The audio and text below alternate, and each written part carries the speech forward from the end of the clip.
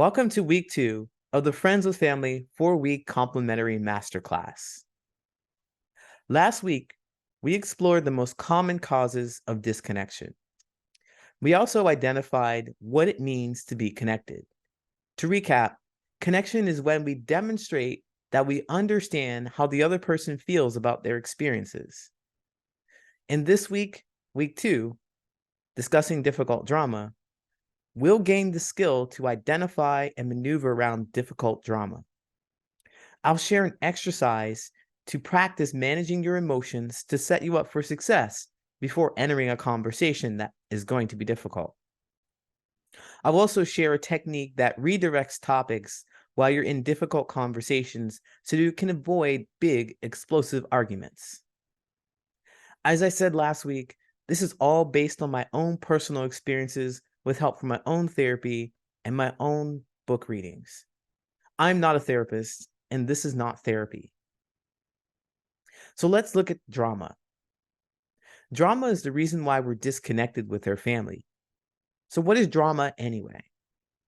To me, drama is unresolved feelings that appear in conversations that aren't thoughtfully acknowledged and validated.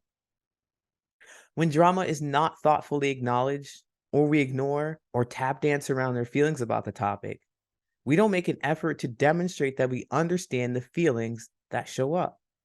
This is where we get disconnected. Take this, for example. Aunt Ruth brings up something unsavory about your romantic partner, which has always been upsetting and frustrating to you.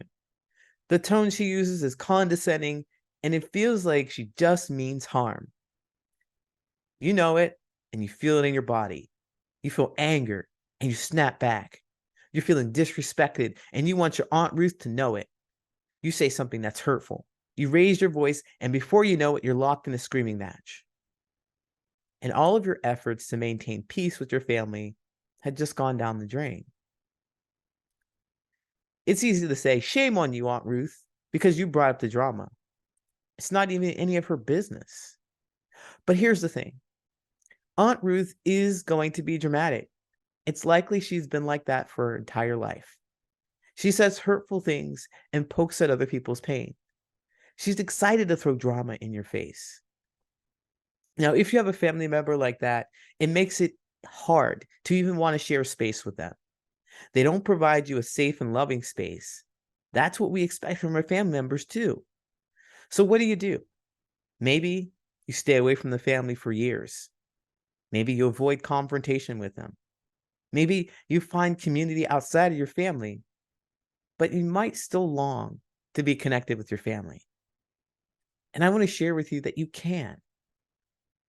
But this is not easy. In order to discuss difficult drama, you're going to need a couple of skills. Number one, you're going to be able to need to understand your own emotions and your triggers. Number two, you're going to need the ability to hold space for others. Holding space means that you allow others to express their emotions, ideas, thoughts to you without reacting, shaming, or dismissing their emotions, ideas, and thoughts. I said, it's difficult. You'll be doing a lot of the heavy lifting. There's no denying that. But you, as the empowered person, will push back against decades of behavior ingrained in your family members. It's difficult work to do something that is completely different from what your family members have experienced and to maintain it. In the case of Aunt Ruth, what it's like holding space for her is allowing her to express those unsavory things on her mind while being able to recognize it is triggering to you and to respond in a way that is not intensely emotional. Now, I know that it seems unfair. It sounds like I'm telling you that the people in your life get to disrespect you, talk crazy, and completely dismiss your feelings, and you have to smile about it. To that, I say no. Make sure to protect yourself if this feels uncomfortable to you. And protecting yourself may look like not responding, not having conversation with them, walking away, not sharing space with them.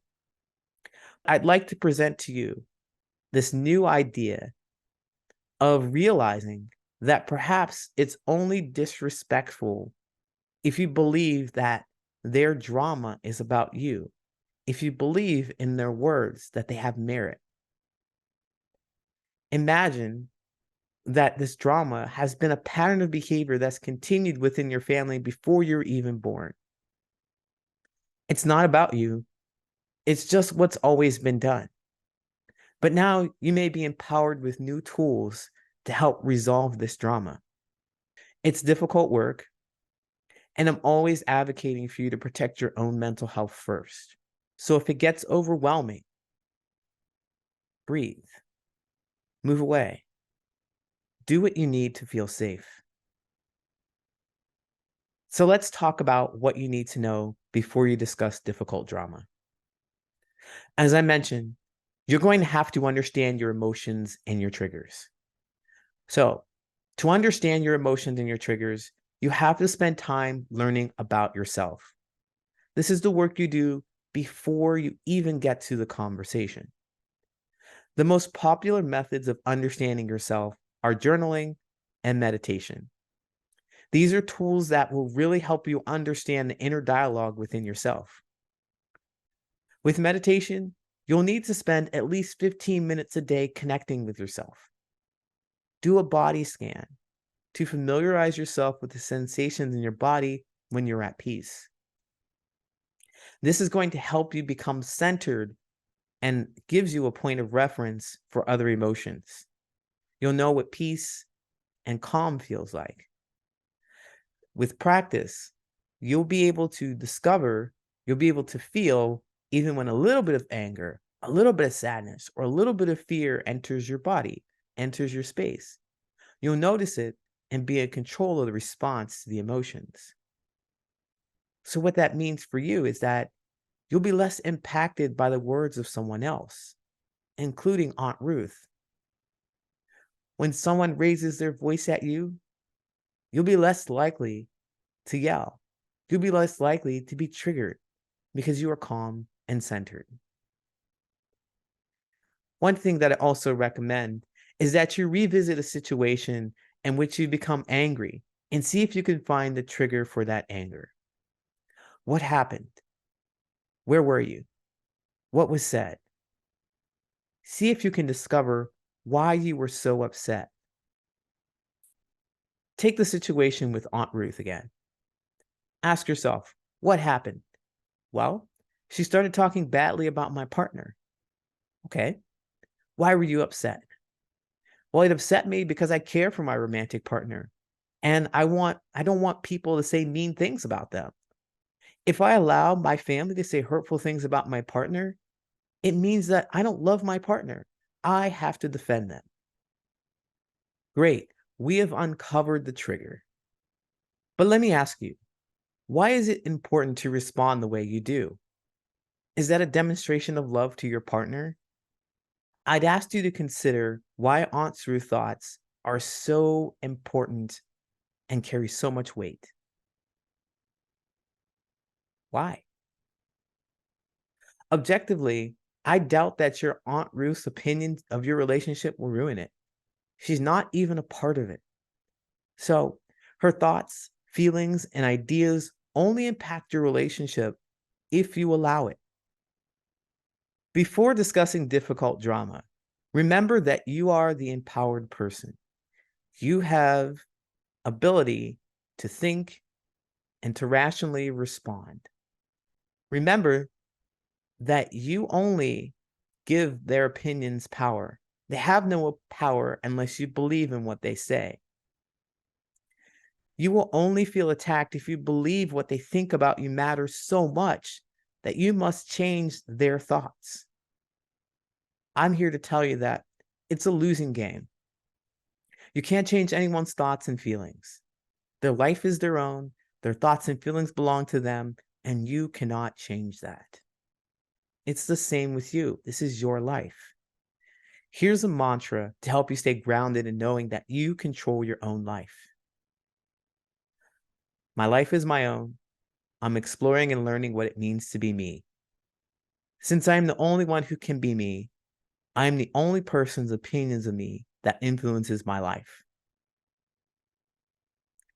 Remember that so that you are not reacting, you are not triggered in situations with difficult drama. Now, let's talk about what to do when you're in the conversation. If you don't do the preparation work before, it's really going to be difficult to execute what I'm suggesting during the conversation because the very first step is to recognize your own triggers. If you're not grounded enough or aware enough to recognize your own triggers, you'll be triggered and you'll do the thing that you've always done before. Argue, yell, fight, whatever it is that you've done before, it'll appear again. So step one is to recognize the thing that was said. After you've heard it, you've been triggered, step two comes in. Step two is to calibrate your response. For example, when I interact with family members who trigger me, instead of acting out my feelings, I'll state them. I will tell them about how I feel about my experience in a clear, concise, and direct manner. In the case of Aunt Ruth again, I might say something like, I'm angry and hurt by what you said about my partner. Period. There's nothing else to say to that.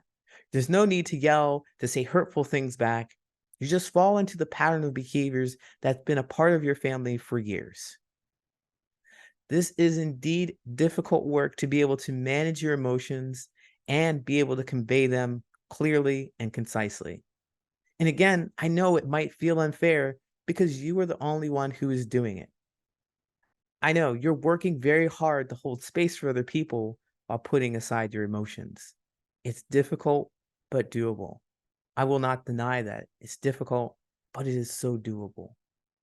What I want you to be aware of is that your family may not even recognize your triggers, may not recognize that they're being triggered. They're all likely to be unconsciously moving, reacting with each other. They're not aware of their actions and how their behaviors are impacting you or anyone else in the room. They're all focused on their needs and expressing their feelings without regard for yours. But if you, the empowered, the aware person, notices that they are expressing their feelings, they are trying to get their needs met, and you meet their needs, you can start making a connection. That is, you can demonstrate that you understand their feelings about their experiences, which is something that we'll discuss in the next lesson. For now, this week's exercise is to reflect on those experiences that you have had and identify the triggers. Make sure that you get these out of your head by writing it down or speaking into a recording device. Be sure to read what you wrote or listen back what you recorded a few days after you recorded it. It'll help you recognize the trigger that shows up. Also, prepare yourself for peace when discussing difficult topics by making sure you're grounded in the knowingness that you are the only one who can live your life. There is no need to defend your decisions to another person. You can own it by learning this mantra. My life is my own. I'm exploring and learning what it means to be me. Since I'm the only one who can be me, I will only allow my opinion of me to influence my life. It's nice to say it out loud, but it's even more powerful to write it down. That's it for lesson 2. In lesson 3 of the mini masterclass, we'll explore listening to learn with our family members. After we become more centered with ourselves and less reactive, we'll be able to listen to our family members. I'll share with you ways to listen and learn to build real connection.